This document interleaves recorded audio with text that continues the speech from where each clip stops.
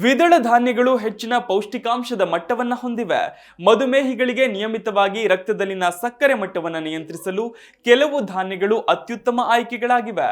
Insulin ಮಟ್ಟವನ್ನು ನೈಸರ್ಗಿಕವಾಗಿ ನಿರ್ವಹಿಸಲು ಸಹಾಯ ಮಾಡುವಂತಹ 5 ದ್ವಿದಳ ಧಾನ್ಯಗಳು ಇಲ್ಲಿವೆ.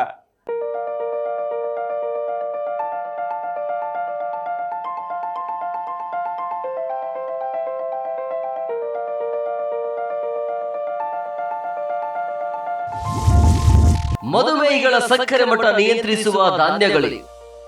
ದ್ವಿದಳ ಧಾನ್ಯಗಳು ಹಲವಾರು ದೇಶಗಳ ಪ್ರಧಾನ ಆಹಾರದಲ್ಲಿ ಸ್ಥಾನ ಪಡೆದಿದೆ. ಇದು ಹೆಚ್ಚಿನ ಪೌಷ್ಟಿಕಾಂಶದ ಮಟ್ಟವನ್ನು ಹೊಂದಿದೆ ಮತ್ತು ನಮ್ಮ ದೈನಂದಿನ ಆಹಾರದ ಭಾಗವಾಗಿದೆ.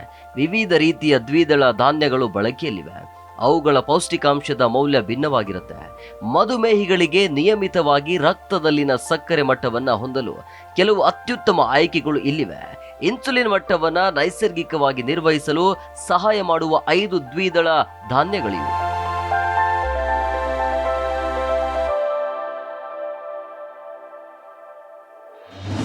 ಮೊದಲಿಗೆ ಹೆಸರುಕಾಳು. ಹೆಸರುಕಾಳಿನಲ್ಲಿ ಕ್ಯಾಲೋರಿಗಳು ಕಡಿಮೆ ಇರುತ್ತೆ. ಫೈಬರ್ ಮತ್ತು ಪ್ರೋಟೀನ್ ಅಂಶ ಹೆಚ್ಚಾಗಿರುತ್ತೆ. ಅವು ಕಡಿಮೆ ಗ್ಲೈಸೆಮಿಕ್ ಸೂಚಿಯನ್ನ ಹೊಂದಿರುತ್ತವೆ ಮತ್ತು ರಕ್ತದಲ್ಲಿನ ಸಕ್ಕರೆ ಮಟ್ಟವನ್ನು ನಿಯಂತ್ರಿಸಲು ಸಹಾಯ ಮಾಡುತ್ತೆ. ಹೆಸರು ಕಾಳುಗಳನ್ನ ಸೂಪ್ಗಳು, ಸಲಾಡ್, ಇತರೆ ಪದಾರ್ಥಗಳಲ್ಲಿ ಬಳಸಬಹುದು. ಮೊಳಕೆ ಒಡೆದ ಹೆಸರು ಕಾಳುಗಳು ಕೂಡ ಆರೋಗ್ಯಕ್ಕೆ ಬಹಳ ಪ್ರಯೋಜನಕಾರಿಯಾಗಿದೆ.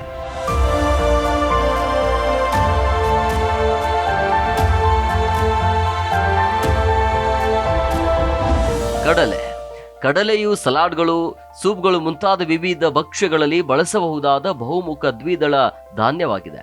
ಅವುಗಳಲ್ಲಿ ಫೈಬರ್ ಮತ್ತು ಪ್ರೋಟೀನ್ ಅಂಶ ಹೆಚ್ಚಿನ ಪ್ರಮಾಣದಲ್ಲಿರುತ್ತೆ.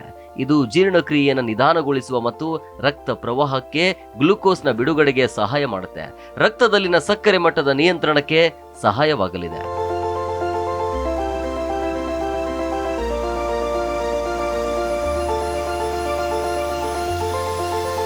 ಮಸೂರ. ರಕ್ತದಲ್ಲಿನ ಸಕ್ಕರೆ ಮಟ್ಟವನ್ನು ನಿರ್ವಹಿಸಲು ಮಸೂರ ಮತ್ತೊಂದು ಅತ್ಯುತ್ತಮ ಆಯ್ಕೆ ಆಗಿದೆ. ಹಸಿರು, ಕಂದು, ಕೆಂಪು ಮತ್ತು ಕಪ್ಪು ಮುಂತಾದ ವಿವಿಧ ಬಣ್ಣಗಳಲ್ಲಿ ಮಸೂರ ಇರುತ್ತೆ. ಸೂಪ್ಗಳು ಮತ್ತು ಸಲಾಡ್ಗಳಲ್ಲಿ ಇವುಗಳನ್ನು ಬಳಸಬಹುದು.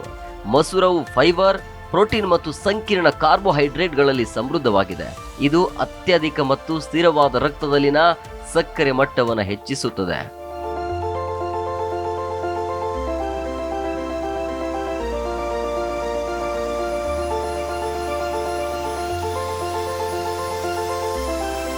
ಕಪ್ಪು ಬೀನ್ಸ್ ಪೌಷ್ಟಿಕಾಂಶದ ಆಗರವಾಗಿದ್ದು, ಇದು ಉತ್ತಮ ಪ್ರಮಾಣದ ಫೈಬರ್, ಪ್ರೋಟೀನ್ ಮತ್ತು ಉತ್ಕರ್ಷಣ ನಿರೋಧಕಗಳನ್ನ ದೇಹಕ್ಕೆ ಒದಗಿಸುತ್ತದೆ.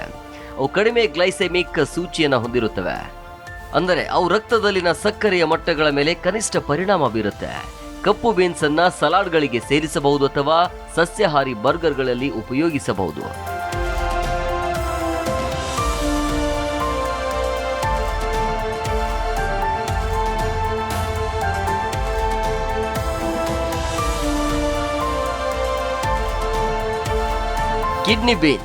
ಕಿಡ್ನಿ ಬೀನ್ಸ್ ಫೈಬರ್ ಇಂದ ತುಂಬಿರುತ್ತೆ. ಇದು ಗ್ಲೂಕೋಸ್ ಹೀರಿಕೊಳ್ಳುವಿಕೆಯನ್ನ ನಿಧಾನಗೊಳಿಸುತ್ತೆ.